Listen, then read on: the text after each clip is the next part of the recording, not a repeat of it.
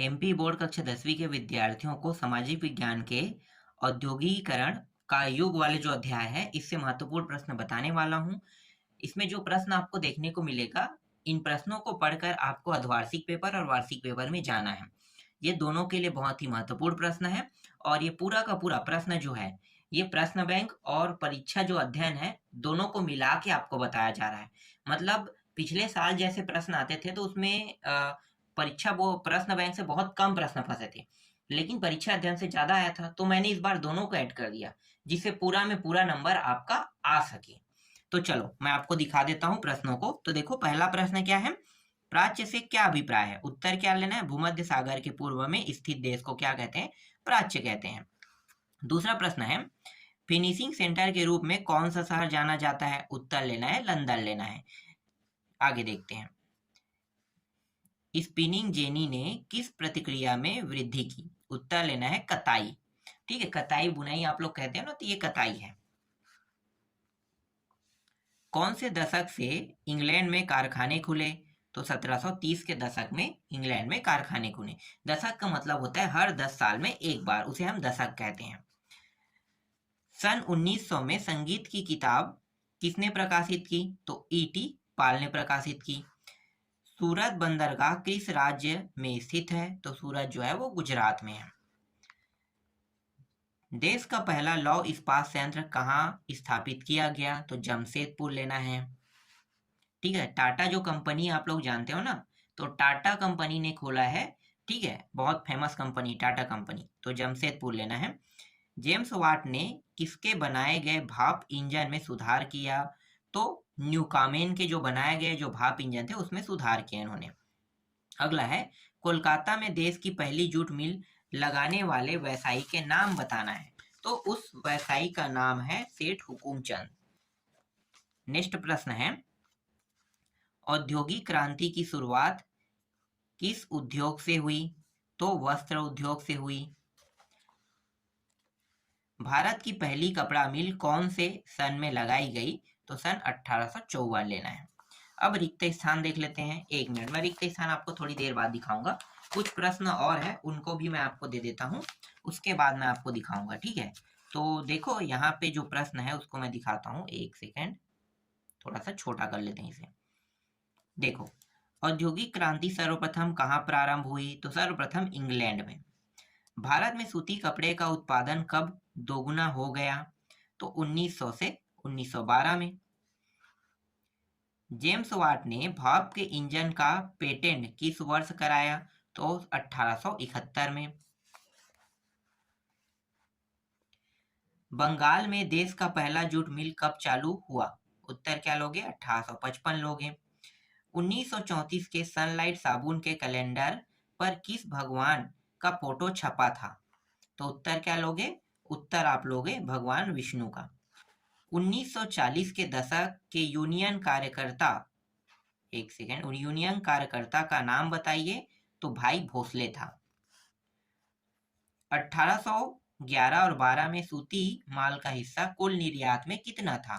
तो 33% था। ईटी पाल music company ने किस सन में संगीत का एक किताब प्रकाशित की? तो सन 1900 लेना है। इंग्लैंड में सबसे पहले किस दशक में कारखाने खुले? तो 1730 के दशक में कारखाने खुले। मुंबई में पहली कपड़ा मिल स्थापित हुई? तो सन 1854। इंग्लैंड प्रिंटर्स में 2 जादूगरों की तस्वीर कब प्रकाशित हुई थी? तो 26 जनवरी 1901 में।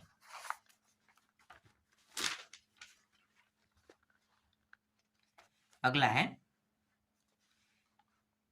20वीं शताब्दी में आयोजित कपड़ों के मैनचेस्टर के लेबल पर किस प्रकार के चित्र छपे होते थे? तो उत्तर क्या लेना है? उत्तर लेना है भारतीय देवी देवताओं के।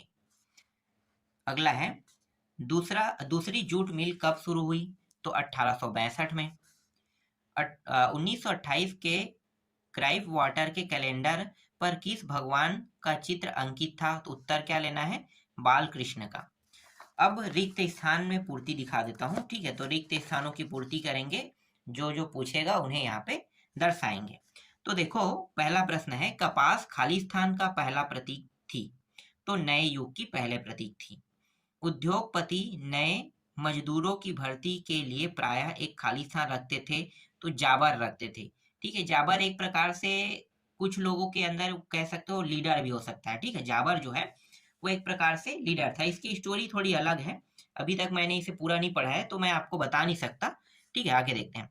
जब भारतीय निर्माताओं ने विज्ञापन बनाया उसमें राष्ट्रवादी संदेश साफ दिखाई देता था। जेम्स वाट ने खालिस्तान द्वारा बनाए गए भाप इंजन, तो ये था न्यू कामेन। ठीक है, न्यू कामेन के द्वारा भाप इंजन में सुधार किए थे।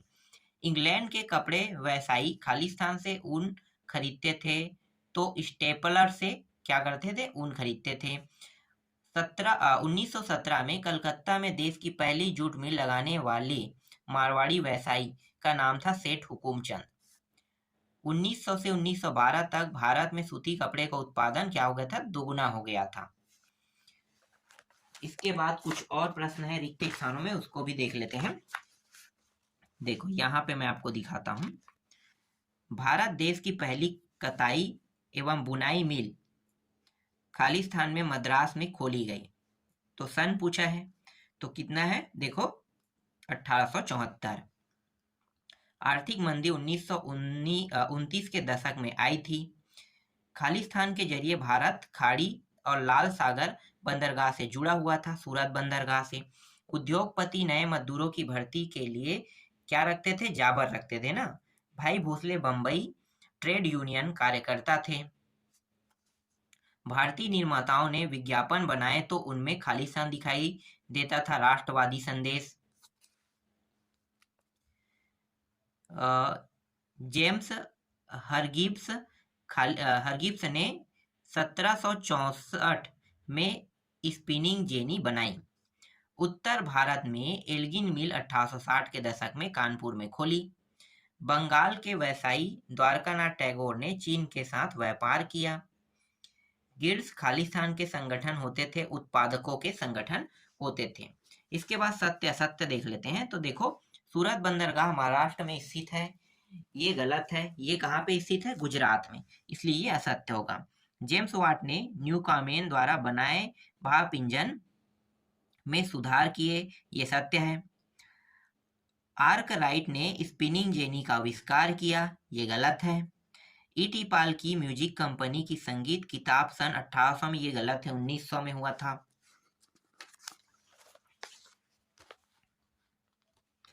भारतीय निर्माताओं के विज्ञापन में राष्ट्रवादी संदेश साफ रहता था, ये सत्य है। बेरोजगारी की आशंका के कारण मजदूर नई प्रौद्योगिकी को पसंद करते थे, सत्य है। भारत में पहली कपड़ा मिल 1854 बंबई में लगाई गई, ये भी सत्य है। 2 जादूगरों की तस्वीर इंग्लैंड पीटर्स में प्रकाशित हुई, ये भी सत्य है। औद्योगिकरण की शुरुआत में कपास उद्योग सबसे बड़ा उद्योग था, ये सत्य है। जमशेदपुर में भारत का पहला लौह एवं इस्पात संयंत्र स्थापित किया, ये भी सत्य है।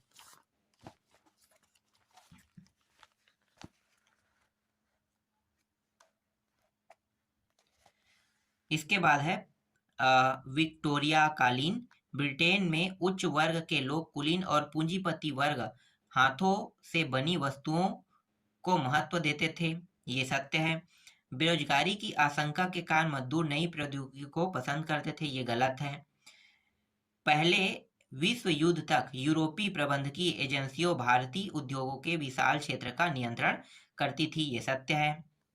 1840 के दशक में इंग्लैंड में 1860 के दशक से उसके उपनिवेशों में रेलवे का विस्तार होने लगा, ये सत्य है। 19वीं सदी की शुरुआत तक पूरे इंग्लैंड में भाप के सिर्फ 120 इंजन थे, यह सत्य है।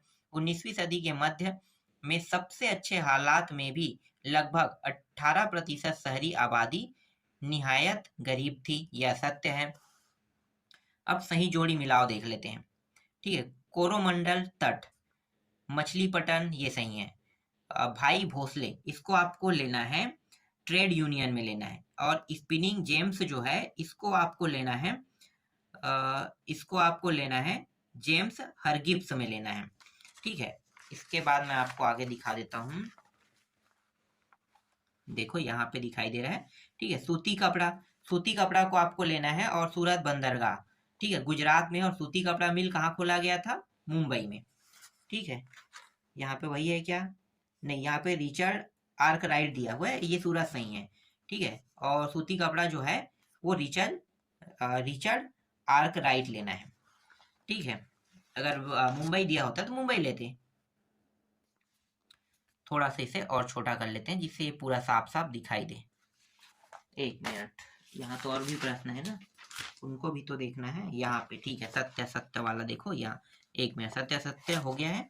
ठीक है, ये बचा हुआ था सही जोड़ी बनाइए, देख लेते हैं। देखो यहाँ पे, एक मिनट, इसमें जितने प्रश्न है एक बार में आ जाए। ये रहा, ठीक है। देखो फूलर यहाँ पे दिया हुआ है, फूलर को आपको किस में लेना है, चुन्नटों के सहारे कपड़ों को समेटना लेना है। ठीक है, यूरोपीय प्रबंधकीय एजेंसी, इसको आपको क्या लेना है, इसके जो उत्तर रहेगा वो बर्ड हिगलर्स एंड कंपनी लेना है। जाबर क्या होता है, जाबर के बारे में मैंने आपको क्या बताया था, जाबर के बारे में मैंने बताया था वो एक प्रकार की है सरदार या मिस्त्री। ठीक है, सही है, सरदार या मिस्त्री। सनलाइट साबुन कैलेंडर, सनलाइट साबुन जो कैलेंडर थे उसमें भगवान की फोटो थी, तो देखो यहाँ पे भगवान, हाँ ये रहा, विष्णु भगवान आ जाएगा। इसके बाद है स्टेपलर, स्टेपलर को आपको लेना है, रेसो के हिसाब से ऊन छाटने का काम करते थे। पहला लौ इस्पात संयंत्र जमशेदपुर, कहाँ पे भाई, ये रहा जमशेदपुर। पहला कपड़ा मिल मुंबई, कहाँ है, देखो 1854, यहाँ पे बंबई दिया है, यही मुंबई है, आज के जमाने में हम मुंबई के नाम से जानते हैं। ईटी पाल, ईटी पाल को आपको लेना है, संगीत की किताब इन्होंने लिखा था।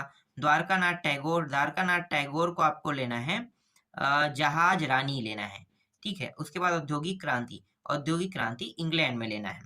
चलो आगे देखते हैं, अब देख लेते हैं एक शब्द एक वाक्य में उत्तर देख लेते हैं। तो देखो पहला प्रश्न क्या है, नए उपभोक्ता तैयार करने के लिए कौन सा तरीका है, तो विज्ञापन। स्पिनिंग जेनी का आविष्कार किसने किया, हरगिब्स ने। नए युग का पहला प्रतीक किस उद्योग को कहा जाता है, कपास। 19वीं सदी की शुरुआत में इंग्लैंड में भाप के कितने इंजन थे, 321। भारत का पहला लौह इस्पात संयंत्र कहाँ स्थापित किया गया, जमशेदपुर। रस्सियों और पुलियों के जरिए चलने वाला यात्रिक औजार क्या कहलाता है, फ्लोइंग शटल कहलाता है। बच्चों की चीजों का प्रचार करने के लिए किस भगवान की छवि का इस्तेमाल किया जाता है, बाल कृष्ण। इंग्लैंड में कौन से दशक से रेलवे का विस्तार होने लगा, तो 1864।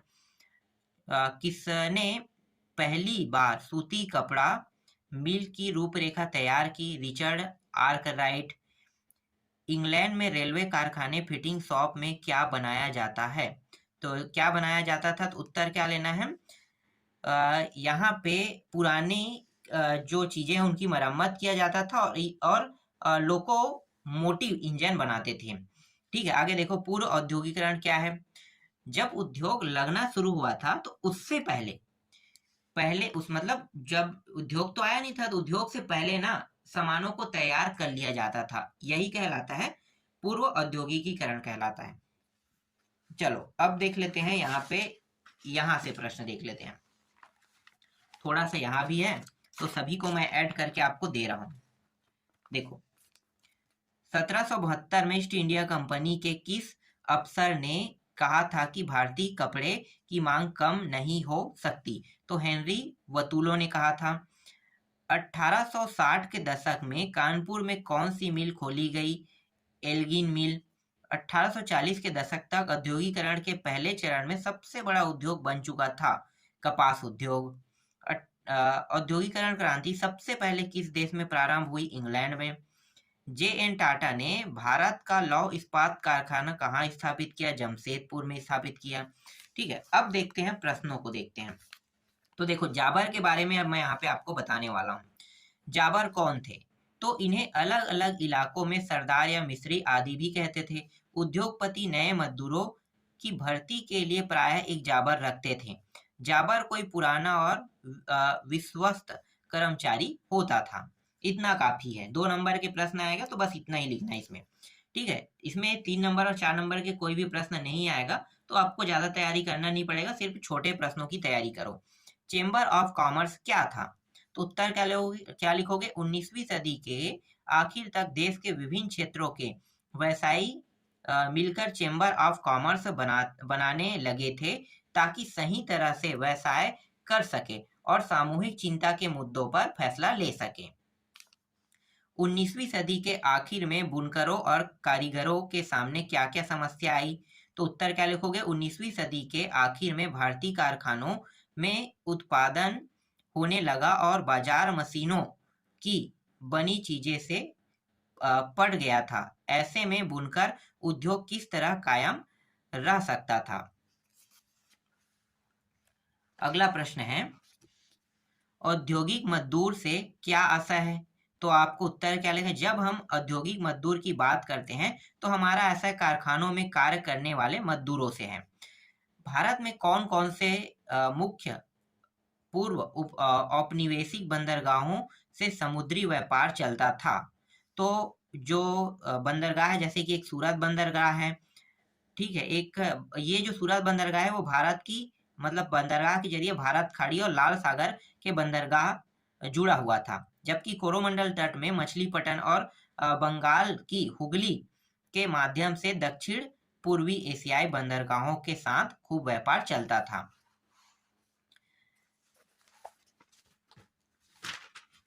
इसके बाद 2 प्रश्न और है यहाँ पे, इनको देखना है आपको, ठीक है तो 3 प्रश्न, ये तीनों आपको याद करना है। 1840 के दशक के बाद रोजगार के साधनों के बढ़ने का क्या कारण था? तो देखो, एक तो है नए रेलवे स्टेशनों व रेल लाइनों का विकास कार्य और सड़कों का निर्माण व गुफाओं की खुदाई है।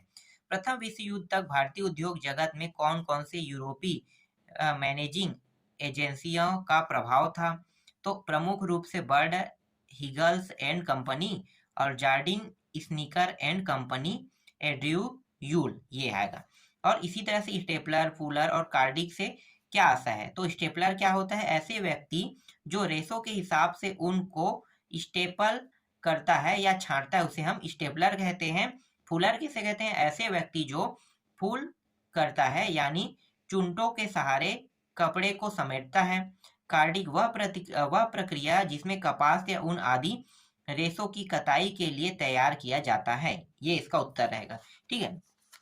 अब मैं आपको कुछ और प्रश्न दिखा देता हूं, जैसे कि अभी जो मैं आपको दिखाने वाला हूं ये सारे प्रश्न, ये जितने भी प्रश्न आपको अब दिखाई दे रहा है ये सब प्रश्न बैंक के प्रश्न है, क्योंकि प्रश्न बैंक और परीक्षा अध्ययन दोनों को मिलाकर ही प्रश्न आएगा। ऐसा नहीं है कि 100% सिर्फ प्रश्न बैंक से आएगा और ना ही 100% परीक्षा अध्ययन से आएगा, क्योंकि परीक्षा अध्ययन में प्रश्न बैंक के मुकाबले ज्यादा टॉपिक है और ज्यादा प्रश्न है, तो ज्यादा चांस होते हैं कि परीक्षा अध्ययन से ज्यादा आने के। इसीलिए परीक्षा अध्ययन के जो प्रश्न है उसको मुझे दिखाना ज्यादा अच्छा लगा यहाँ पे, और उससे ज्यादातर आने की संभावना भी है, ठीक है। यहाँ पे जो प्रश्न एकदम छोटा छोटा है, यहाँ से 2-3 प्रश्न है फिलहाल जो आ सकता है मैं बता दूंगा यहाँ से, लेकिन मैं आपको सभी प्रश्नों को उत्तर दूंगा यहाँ पे। इंग्लैंड का कौन सा नगर अच्छे माल की गुणवत्ता के लिए प्रसिद्ध है? तो लंदन। औद्योगिक उत्पादन किसे कहते हैं? तो औद्योगिक उत्पादन से आशय फैक्ट्रियों में होने वाले उत्पादन से होता है। भारतीय निर्माता के विज्ञापनों में क्या संदेश था? तो वही राष्ट्रवादी संदेश लेना है। इसके बाद देखो, फ्लाइंग शटल का क्या अर्थ है? तो यह रस्सियों और पुलियों के जरिए चलने वाला एक यांत्रिक औजार है जिसका बुनाई के लिए इस्तेमाल किया जाता है। यह क्षैतिज धागे को लंबवत धागे में पिरो देती है। इसके आविष्कार से बुनकरों को बड़े करघे चलाना और चौड़े अरज का कपड़ा बनाने में काफी मदद मिली। गिल्ड्स किसे कहते हैं? तो उत्तर क्या लेना है? उत्तर लेना है, गिल्ड्स उत्पादकों के संगठन होते थे। गिल्ड्स से जुड़े उत्पादक कारीगरों को प्रशिक्षण देते थे, उत्पादक पर नियंत्रण रखते थे और मतलब जो प्रतिस्पर्धा होता था ना, प्रतिस्पर्धा और मूल्य तय करते थे तथा व्यवसाय में नए लोगों को आने से रोकते थे। इनका काम क्या होता था? गिल्ड्स का काम यही होता था। आगे देखो, जमशेदजी जीजी भोय कौन थे? ये प्रश्न इंपॉर्टेंट है वार्षिक पेपर के लिए, याद रखना। तो चलो इसके बारे में जान लेते हैं। वही जमशेदजी टाटा वाला जानते हो ना, वही है, टाटा कंपनी के मालिक, ठीक है। जमशेदजी जीजी भोय एक पारसी बुनकर के बेटे थे। अपने समय के बहुत सारे लोगों की तरह उन्होंने भी चीन के साथ व्यापार और जहाजरानी का काम किया था। उसके पास जहाजों का एक विशाल बेग था। अगला है, आदि औद्योगिकरण किसे कहते हैं? इंग्लैंड और यूरोप में फैक्ट्रियों की स्थापना से भी पहले ही अंतर्राष्ट्रीय बाजार के लिए बड़े पैमाने पर औद्योगिक उत्पादन होने लगा था। यह उत्पाद फैक्ट्रियों में नहीं होता था। बहुत सारे इतिहासकार इस चरण को आदि या पूर्व औद्योगिकरण का नाम देते थे। अगला है, ईटी पाल कौन थे? यह एक लोकप्रिय म्यूजिक कंपनी का प्रशासक था जिसने 1900 में संगीत की एक किताब प्रकाशित की। अगला है, गुमास्ता के महत्वपूर्ण 2 कार्य बताइए। ईस्ट इंडिया कंपनी द्वारा बुनकरों पर नियंत्रण रखने के लिए नियुक्त वेतनभोगी कर्मचारी को गुमास्ता कहते थे। पहला है बुनकरों पर निगरानी रखना और दूसरा क्या है, माल इकट्ठा करना और कपड़ों की गुणवत्ता की जांच करना। तो इन दोनों को आपको नहीं पढ़ना है, 2 कार्य कहेगा तब आपको ये लिखना है। और कुछ नॉर्मली गुमास्ता किसे कहेगा तो आपको ये वाला जो है लिख देना है, ठीक है। तो एक प्रश्न में 2 उत्तर है यहाँ पे। सेठ हुकुमचंद कौन थे? ये प्रश्न इंपॉर्टेंट रहेगा। सेठ हुकुमचंद 1917 में कलकत्ता में देश की पहली जूट मिल लगाने वाले मारवाड़ी व्यवसायी थे जिन्होंने चीन के साथ व्यापार किया। 11वां, भारतीय व्यापारियों का निर्यात का नेटवर्क क्यों टूटने लगा? बंदरगाह पर खड़े जहाज मालिक और निर्यात व्यापारियों के दलाल कम कीमत पर मोल भाव करते थे और आपूर्ति सौदागरों से माल खरीद लेते थे। 1750 के दशक तक भारतीय सौदागरों के नियंत्रण वाला यह नेटवर्क टूटने लगा। अगला है, ब्रिटिश निर्माताओं ने विज्ञापनों की मदद से भारतीयों पर किस प्रकार कब्जा किया? तो उत्तर क्या लोगे? तो औद्योगिकरण की शुरुआत से ही विज्ञापन से विभिन्न उत्पादों के बाजार को फैलाने में और एक नई उपभोक्ता संस्कृति रचने में अपनी भूमिका निभाई। ब्रिटिश निर्माताओं ने विज्ञापनों की मदद से भारतीय पर निम्न प्रकार से कब्जा किया। ये कोई भी टॉपिक आपको याद नहीं करना है, नहीं लिखना है, ठीक है। डायरेक्ट क्या लिखना है यहाँ पे, देखो पूछा क्या है, मदद से भारतीयों पर किस प्रकार कब्जा किया। अब जो है ना ये लिखना है आपको। उत्पादकों को बेचने के लिए कैलेंडर, अखबारों व मैगजीन का प्रयोग करते थे, ठीक है। ये इसका उत्तर है, इसको काट दो, खत्म करो, ये उत्तर रहेगा। वहां पे फालतू दिया हुआ था, मैं पढ़ लिया उसको। पढ़ना चाहिए तो नहीं था, पहले से पढ़ा होता तो मैं उसको पढ़ता भी नहीं, पहले काट देता। दूसरा है, लेबलों पर भारतीय देवी देवताओं की तस्वीर लगी रहती थी। विदेश में बनी चीजें भी भारतीयों को जानी पहचानी लगती थी आदि, ये कारण थे। इसके बाद देखो जाबर कौन थे? तो जाबर के बारे में मैंने बताया था ना, नहीं बताया था, चलो बता देता हूँ। जाबर एक प्रकार के मिस्त्री वाला था ना, तो मिस्त्री वाला मैंने बताया था, स्टेपलर फुलर भी बता दिया है, तो ये दोनों आपको पढ़ना नहीं है। अगला देखो, इंग्लैंड के सबसे फलते फूलते 2 उद्योग कौन से थे? तो सूती उद्योग, कपास उद्योग। अगला है, इंग्लैंड में औद्योगिक क्रांति क्यों हुई? तो उत्तर बता देते हैं क्यों हुई। तो देखो 18वीं शताब्दी के पश्चात लोहे तथा कोयले के उत्पादन में भारी वृद्धि हुई जिससे औद्योगिक क्रांति की शुरुआत के महत्वपूर्ण योगदान हुए। ये काफी है। लेबल से क्या तात्पर्य है? लेबल चीजों की गुणवत्ता का प्रतीक था। इससे खरीदारों को कंपनी का नाम व उत्पादन की जगह पता चल जाता था।